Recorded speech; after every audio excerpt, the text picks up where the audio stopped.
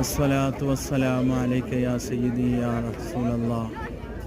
ലോകത്തിൻ്റെ നായകൻ സയ്യിദുൽ വജൂദ് ത്വാഹ റസൂലുള്ളാഹി സ്വല്ലല്ലാഹു അലൈഹി വസല്ലമ ലോക മുസ്ലിം കരളുകൾ പിടഞ്ഞുകൊണ്ട് സ്വലാത്തുകൾ ചെല്ലുന്ന ലോകത്തിൻ്റെ ഏത് കോണിൽ നിന്നും ഇവിടുത്തെ സ്വലാം ചൊല്ലാത്ത ഹൃദയങ്ങളുണ്ടോ?